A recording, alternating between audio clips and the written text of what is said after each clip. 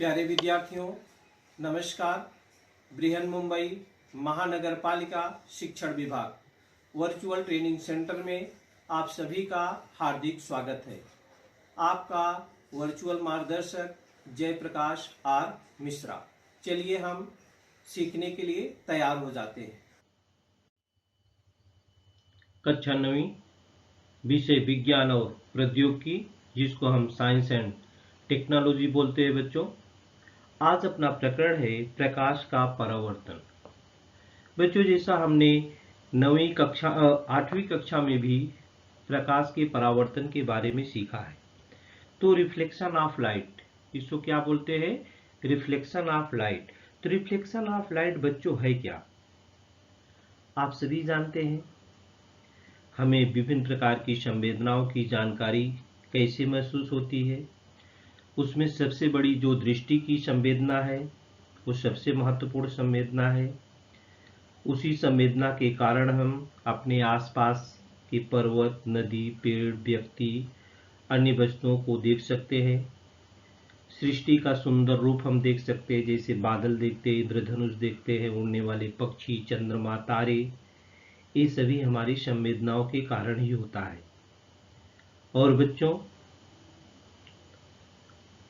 जैसे आप जानते हैं, रात्रि के समय आप ये सब नहीं देख सकते हैं। बल्ब जलता है तो आप सारी चीजें देख सकते हैं, बल्ब को बंद कर दें तो हम नहीं देख सकते हैं। तो बहुत सारी ऐसी बातें हैं। मैंने कहने का तात्पर्य है कि प्रकाश का परावर्तन, प्रकाश के द्वारा ही हम कुछ देख सकते हैं। तो प्रकाश का परावर्तन क्या है, इस पाठ का नाम है, अपने प्रकरण का नाम है। तो किसी एक पृष्ठभाग पर प्रकाश की किरणें टकराती हैं, तो उनकी दिशा बदलती है और वे वापस लौट जाती हैं। इसे ही हम प्रकाश का परावर्तन कहते हैं, रिफ्लेक्शन ऑफ लाइट। तो बच्चों, हम इस पाठ में प्रकाश के परावर्तन में क्या क्या सीखेंगे, पहले देख लेते हैं। प्रकाश के परावर्तन में हम दर्पण और दर्पण के प्रकार देखेंगे, गोली दर्पण और उसके द्वारा प्राप्त होने वाले प्रतिबिंब, गोली दर्पण के कारण होने वाला आवर्धन। और सबसे पहले हम, जैसा अपना टॉपिक है बच्चों, आप अपने घर में दर्पण में अपना चेहरा देखते हैं, और दर्पण का उपयोग कहाँ कहाँ होता है? आप अपनी गाड़ी में, अगर आपके पास 4 व्हीलर 2 व्हीलर गाड़ी है, तो उसमें भी दर्पण लगा रहता है। वो दर्पण किस लिए लगा रहता है गाड़ियों में बच्चों? पीछे से आने वाली जो गाड़ी है वो हमको दिखाई दे, उसका प्रतिबिंब उसमें बनता है। तो दर्पण में विभिन्न प्रकार के प्रतिबिंब कैसे बनते हैं, कौन से दर्पण लगे रहते हैं, ये सब की जानकारी हम इस पाठ में करेंगे। तो सबसे पहले बच्चों, अपना जो टॉपिक है प्रकाश का परावर्तन, जैसे हमने बताया कि किसी एक पृष्ठभाग का प्रकाश की किरणें टकराती हैं तो उनकी दिशा बदलती है और वापस लौट जाती हैं। इसे हम प्रकाश का परावर्तन कहते हैं।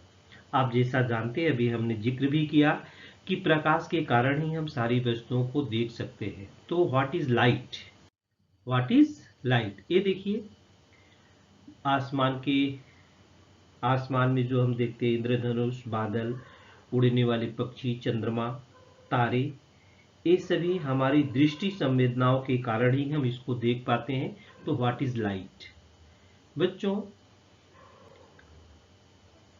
प्रकाश हमारे आसपास की घटनाओं की जानकारी देने वाला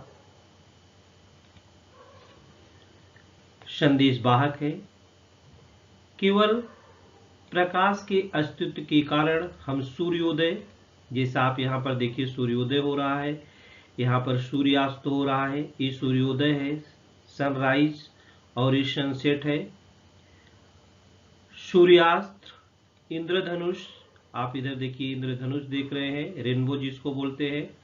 जैसे प्रकृति के विभिन्न चमत्कारों का आनंद ले सकते हैं, हमारे आसपास की सुंदर विश्व के हरे भरे वन, रंग बिरंगे फूल, दिन में नीला दिखने वाला आकाश, अंधेरे में चमकने वाले तारे तथा हमारे आसपास की कृत्रिम रोशनी भी हम प्रकाश के अस्तित्व के कारण ही देख सकते हैं।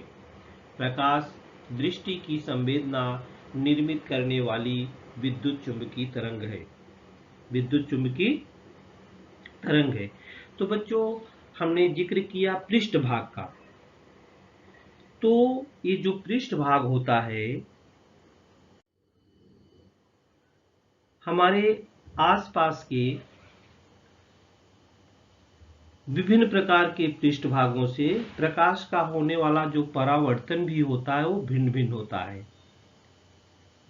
प्रकाश का परावर्तन क्या है, परावर्तन के कौन से प्रकार होते हैं और परावर्तन के नियम क्या है, ये हम लोगों ने सीखा है कक्षा 8वीं में। हम उसकी याद आपको दिलाते हैं।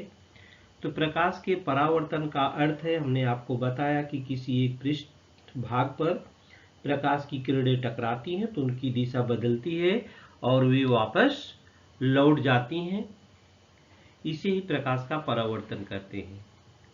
प्रकाश का जो परावर्तन है बच्चों, वो खुरदरे पृष्ठभाग, ये देखिए, वो दो भागों पर होता है। या तो समतल होता है समतल पृष्ठभाग, या तो होता है खुरदुरा पृष्ठभाग।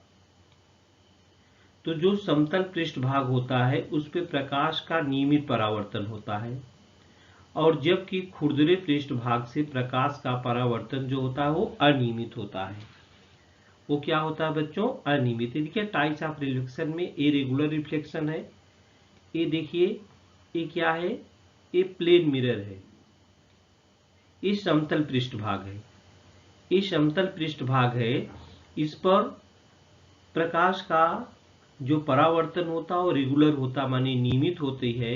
ये देखिए उबड़ खाबड़ भाग है, माने ये खुरदुरा पृष्ठभाग है। तो खुरदुरा पृष्ठभाग पर ये परावर्तन भी क्या होता है, अनियमित होता है।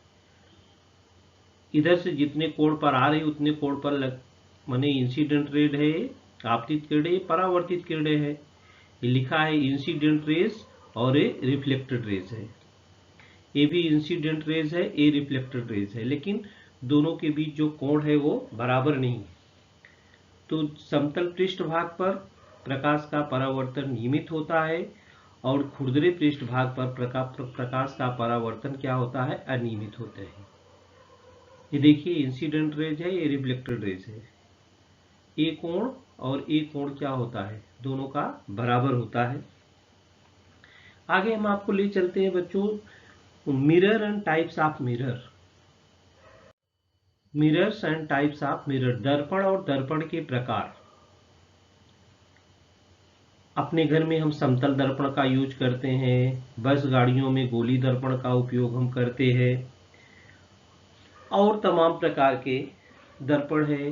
जैसे हम बाल कटाने के लिए जाते हैं वहाँ भी दर्पण का ही उपयोग होता है, या हम डेंटिस्ट के पास जाते हैं वहाँ भी दर्पण का उपयोग होता है। माने दर्पण के बहुत सारे उपयोग हैं। तो सबसे पहले हम इसमें सीखेंगे व्हाट इज मिरर। दर्पण क्या है। ये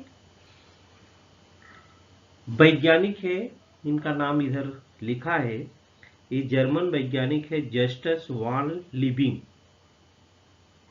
इन्होंने क्या किया कि सादे कांच के एक टुकड़े के समतल पृष्ठभाग पर चांदी का लेप लगाया और दर्पण तैयार किया। इसे ही रजत कांच परावर्तक कहते हैं।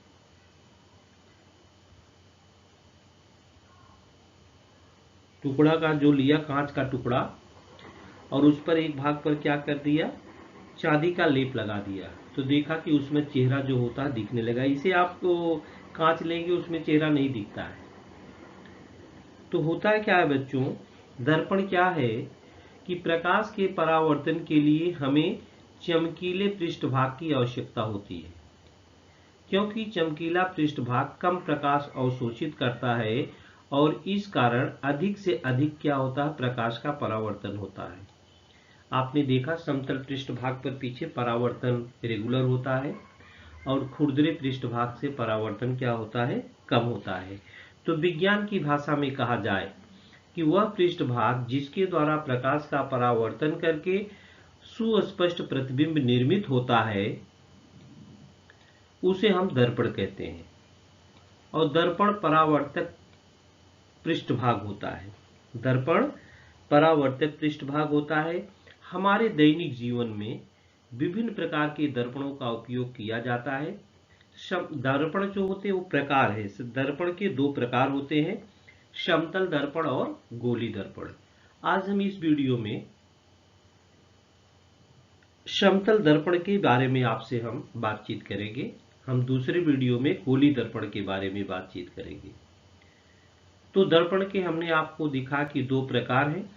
ये देखिए, ये प्लेन मिरर है, ये समतल दर्पण है, और ये क्या है, इस गोला आकार है, तो इसको हम बोलते हैं गोली दर्पण। इसको हम क्या बोलते हैं बच्चों? गोली दर्पण। समतल दर्पण क्या है? दैनिक जीवन में समतल दर्पण जिसको प्लेन मिरर कहते हैं, ये देखिए प्लेन मिरर है। आप अपने घर में आपका जो दर्पण है वो प्लेन मिरर ही कहलाता है। दैनिक जीवन में अनेक जगहों पर समतल दर्पण का उपयोग किया जाता है। ये समतल दर्पण है। समतल चिकने कांच के पिछले पृष्ठ पर एल्युमिनियम या चांदी धातु का पतला परावर्तक लेप लगाने से समतल दर्पण तैयार होता है। परावर्तक पृष्ठ को अपारदर्शी करने के लिए तथा पृष्ठभाग का संरक्षण करने के लिए धातु के परावर्तक लेप पर रेड ऑक्साइड जैसे पदार्थ का लेप लगाया जाता है। कभी कभी एक नंबर में पूछा जाता है बच्चों कि दर्पण पर लेप जो लगा होता है किसका लगा रहता है? तो रेड ऑक्साइड का लगा रहता है। किसका लगा रहता है बच्चों? रेड ऑक्साइड का लगा रहता है। आप जैसे कंघी करते हैं अपने दर्पण में, तो आपका उल्टा हाथ, दायां हाथ बायां दिखता है, बायां दायां दिखता है। जैसे यहाँ जग रखा है, देखिए इसकी भी आकृति, ये बड़ा हैंडल, ये छोटा है, इधर उल्टा दिखता है।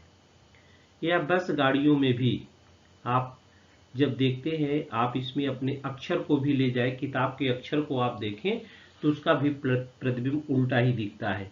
अगर आप पी है तो उसमें क्यू दिखेगा, क्यू दिखाएंगे तो पी दिखता है, माने उल्टी आकृति दिखती है।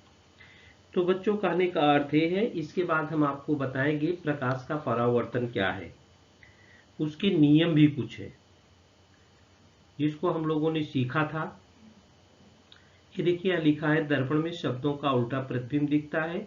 शब्दों के आरेखन के प्रत्येक बिंदु का प्रतिबिंब दर्पण के पीछे उतनी ही दूरी पर निर्मित होता है। इसे हम पक्षों की अदला बदली कहते हैं। परावर्तन के नियम क्या है? परावर्तन के बच्चों 3 नियम है, आपको याद होंगे। परावर्तन के कितने नियम है? 3 नियम है। कौन कौन से वो 3 नियम है? ये देखिए, ये प्लेन मिरर है, इस पर ए और ओ क्या है? आपतित किरण है, और ये अभिलंब है। ये आपतित किरण है, यहाँ पर आपतन कोण बनता है आई, और ये किरण यहाँ से टकराती है, परावर्तित होती है, किरण ओ बी। ये परावर्तित किरण है, रिफ्लेक्टेड रेज है। और जो इसके कोण बनता है, अभिलंब और परावर्तित किरण के बीच में जो कोण बनता है वो आर होता है। और यहाँ पर ओ जो बिंदु है इसको आपतन बिंदु कहते हैं। इस बिंदु को क्या बोलते हैं बच्चों? आपतन बिंदु बोलते हैं। तो ये देखिए, दर्पण की दर्शाने वाली ये रेखा PQ है। ये PQ दर्पण को दर्शा रही है। आपतित किरण का नाम अगर बोला जाए तो AO आपतित किरण है, और O और B ये परावर्तित किरण है। दर्पण की स्थिति जो दर्शाई गई है, ये 90 अभिलंब है, 90 अंश का कोण बना रही है। 90 अंश का कोण बना रही है। ये कोण यहाँ पर आप देखेंगे PON, ये भी 90 अंश है, और कोण NOQ ये भी क्या है? 90 अंश है। तो किरण AO को आपने देखा, ये आपतित किरण है,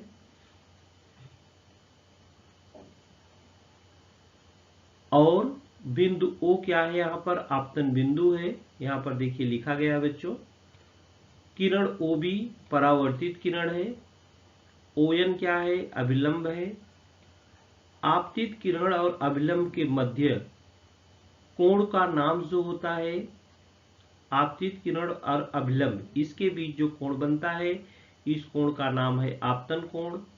अभिलंब और परावर्तित कोण के बीच जो कोण बनता है उस कोण का नाम है परावर्तन कोण। आपतन कोण को हम I से लिखते हैं, परावर्तन कोण को हम R से लिखते हैं।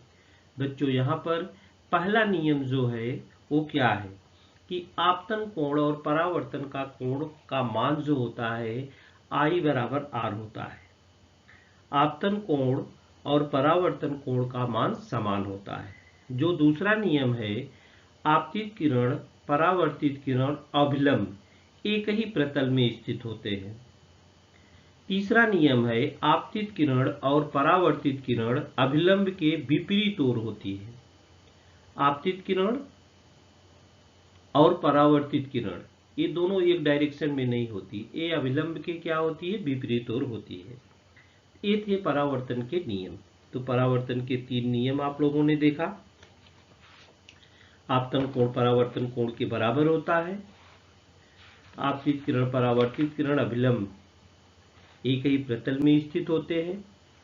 आपतित किरण और परावर्तित किरण अभिलंब के विपरीत ओर स्थित होते हैं। तो हमने आपसे पहले ही चर्चा किया था कि हम लोग प्लेन मिरर के बारे में बात करेंगे, गोली दर्पण के बारे में हम अगले वीडियो में आपसे बात करेंगे। तो बच्चों चलिए देखते हैं कि प्लेन मिरर पर जब लंबवत किरणें आती हैं उसका प्रतिबिंब कैसे बनता है। ये देखिए दर्पण द्वारा प्रतिबिंब कैसे निर्मित होता है। आप अपने घर में, आप सबके घर में दर्पण है, अलमारी में लगे रहते हैं दर्पण या छोटे और दर्पण भी रहते हैं। उसका प्रतिबिंब कैसे होता है उसके सामने आप खड़े होकर के एक्टिविटी करके देख सकते हैं। इसे समझने के लिए कि कैसे हमारा प्रतिबिंब उसमें दिखता है बच्चों हम आपको बताएंगे। ये देखिए दर्पण है, समझो ये दर्पण के सामने आप खड़े हो जाते हैं। तो ये बिंदु स्रोत है। तो बिंदु स्रोत से निकलने वाली सभी किरणें जो होती हैं, बिंदु स्रोत के सभी दिशाओं में किरणें निकलती हैं। उनमें से अनेक किरणें अगर दर्पण पर आती हैं, ये देखिए यहाँ पर ये आपतित किरण है, जा रही है, लेकिन दर्पण फिर ये यहाँ दर्पण से टकराती है बच्चों, तो आगे नहीं जा पाती है। फिर ये क्या होती है, परावर्तित हो जाती है। ये आपतित किरण है, जा रही है, और फिर क्या होती है, परावर्तित किरण हो रही है। इस प्रकार से सभी किरणों की स्थिति यही दिखाई रही, चाहे यहां से हो, चाहे यहां से हो, चाहे यहां से हो। और वो जब परावर्तित होगी तो कहां आएगी, हमारी आंखों पर आएगी, हमारी आंखों तक पहुंचती है। और परावर्तन के कारण ये किरणें दर्पण के पीछे के जिस बिंदु से आती हुई प्रतीत होती हैं उस बिंदु पर दर्पण का प्रतिबिंब निर्मित होता है। उस बिंदु पर दर्पण का प्रतिबिंब क्या होता है, निर्मित होता है। यहां पर देखिए कैसे बनता है, ये दिखाया गया है बच्चों। ये देखिए इमेज है, कैसे जहां से भी बिंदु स्रोत है सभी दिशाओं में प्रकाश की किरणें निकल रही हैं। अनेक किरणें दर्पण पर आ रही हैं, आपतित हो रही हैं, फिर परावर्तित हो रही हैं, और परावर्तन के कारण ये किरणें दर्पण के पीछे के जिस बिंदु से आती हुई प्रतीत होती हैं उस बिंदु पर दर्पण का प्रतिबिंब बनता है। ये देखिए बराबर। लंबवत आएगी किरणें तो लंबवत ही परावर्तित होगी। जैसे यहाँ पर देखिए आपतित किरण लंबवत है 90 अंश के कोण पर, तो उसी पर क्या होती है, परावर्तित होती है, और हमारी कहाँ आती है, सीधी आंखों पर आती है। अब एक दूसरा हम बताते हैं कि बिंदु स्रोत के कारण समतल दर्पण द्वारा प्रतिबिंब की निर्मिति किस प्रकार से होती है। एक दूसरे उदाहरण से हम आप समझेंगे। ये देखिए ये प्लेन मिरर है, M1 M2। ये देखिए M1 और M2 क्या है, M1 M2 एक प्लेन मिरर है, ये वाला भाग बराबर। यहाँ पर वस्तु, वो जो है वस्तु है, ऑब्जेक्ट जिसको हम बोलते हैं। M1 M2 के क्या है, दर्पण के सम्मुख वस्तु है, तो इसका प्रतिबिंब पीछे बनता है। इसमें दो आपतित किरणें हैं, देखिए OR1 है और OR2 है। हमने आपको अभी क्या बताया कि OR1 और OR2 परावर्तन के नियम के अनुसार रिफ्लेक्ट होती हैं। तो AR1S1 इधर हो गई रिफ्लेक्ट, इधर हो गई रिफ्लेक्ट, और AR2S2 इधर हो गई रिफ्लेक्ट, इधर देखिए। और इन परावर्तित किरणों को पीछे की ओर बढ़ाने पर ये परावर्तित हो गई, इन किरणों को हम पीछे बढ़ाएंगे तो यहाँ पर मिलता है इमेज। जहां पर ये प्रतिच्छेदित करती हैं वो बिंदु O1 मान लो, यहाँ पर O1 है। तो ये किरणें कहां से आती हुई प्रतीत हो रही हैं? O1 से आती हुई प्रतीत हो रही हैं। O से निकलने वाली किरणें ये है, O से निकलने वाली किरणें हैं। वो कहां से प्रतीत होती आती हुई? O1 से आती हुई प्रतीत होती हैं। इसलिए बिंदु O1 ही बिंदु O का क्या है? प्रतिबिंब होता है। O1 क्या है? बिंदु O का प्रतिबिंब है। तो परावर्तित किरणें प्रत्यक्ष एक दूसरे को प्रतिच्छेदित नहीं करती। आप इसको याद रखेंगे कि परावर्तित किरणें प्रत्यक्ष एक दूसरे को प्रतिच्छेदित नहीं करती, इसलिए इस प्रतिबिंब को आभासी प्रतिबिंब कहते हैं। और प्रतिबिंब की दर्पण से लंबवत दूरी बिंदु स्रोत की दर्पण से लंबवत दूरी के क्या होती है? बराबर होती है। विस्तारित स्रोत के कारण समतल दर्पण द्वारा प्रतिबिंब की निर्मित कैसे होती है बच्चों? बिंदु स्रोत के स्थान पर अगर हम विस्तारित स्रोत, देखिए विस्तारित स्रोत का अगर हम उपयोग करते हैं,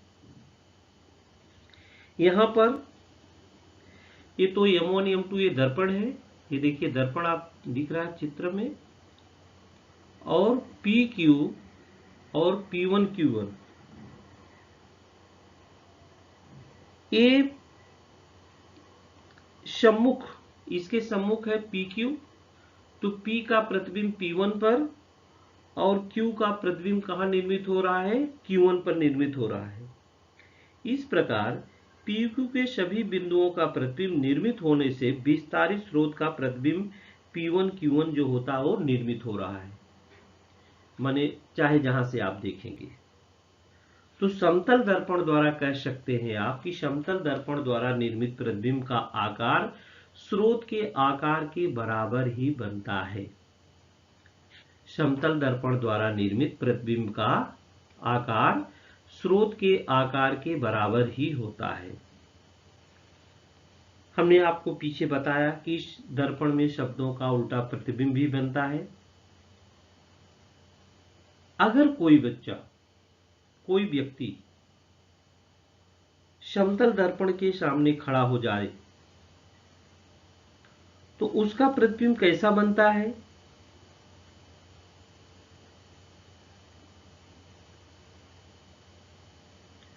तो वास्तविक तो बनता है, वर्चुअल बनता है उसका प्रतिबिंब। ये देखिए इस प्रकार के प्रतिबिंब बनते हैं। अगर ये देखिए इस प्रकार, चाहे जहां आप खड़े होंगे आगे आएंगे, दूरी घटती जाएगी बढ़ती जाएगी, लेकिन वो जो प्रतिबिंब बनता है वो वर्चुअल ही बनता है। तो बच्चों अब आज हम यहाँ आपको बताएंगे कि किस एंगल पर हम खड़े होंगे तो कितने कोण बनते हैं।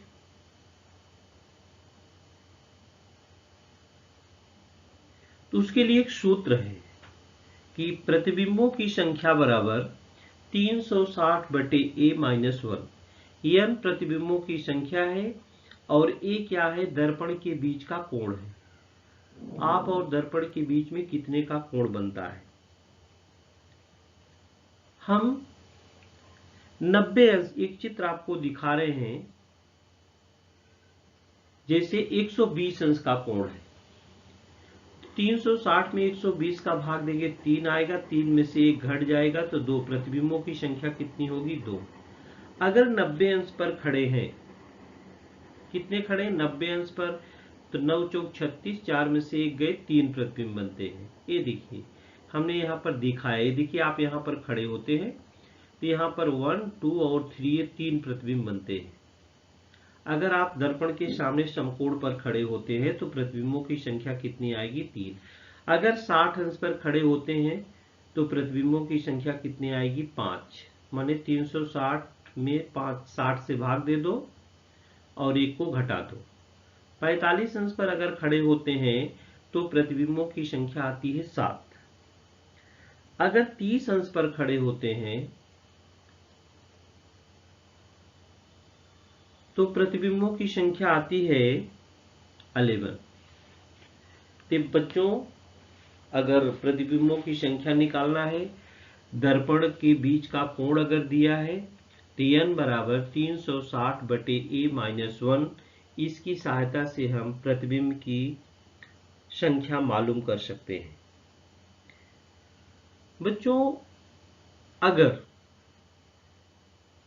दर्पण को एक दूसरे के समानांतर रखा जाए, समांतर माने दोनों के बीच में 180 अंश का कोण हो अगर, तो कितने प्रतिबिंब आपको दिखेंगे?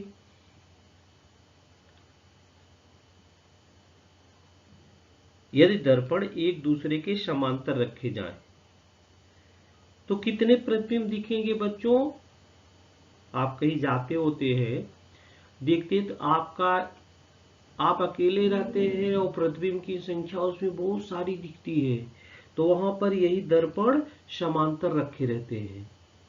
तो इनफाइनाइट अनंत प्रतिबिंब, माने आप गिन ही नहीं सकते कितने प्रतिबिंब आपके बनेंगे। इसके बाद बच्चों आप लोग दर्पण में रोज अपना चेहरा देखते हैं। कभी कभी हमारा थोड़ा सा सर ही दिखता है और कभी कभी आपने सोचा है कि अपना पूरा अगर शरीर देखना है पैर से लेकर के सर तक, तो कितना बड़ा दर्पण होना चाहिए? आपके दिमाग में कभी ये बात आई है? आज चलिए हम बता देते हैं। आपका पूरा शरीर अगर देखना है, पूरा प्रतिबिंब देखना है, पूर्ण प्रतिबिंब देखना है, तो दो दर्पण की न्यूनतम ऊंचाई कितनी होनी चाहिए जिससे आपका पूरा प्रतिबिंब दिख जाए?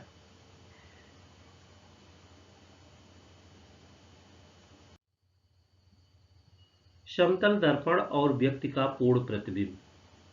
समतल दर्पण की ऊंचाई कितनी होनी चाहिए कि व्यक्ति का पूरा प्रतिबिंब दिखे? ये देखिए हमने यहां पर ए आकृति में ये हेड है, यहां पर एच से हेड है, ये हेड है और ई को हम आई मान लेते हैं। ई को क्या मान लेते हैं? आंख मान लेते हैं।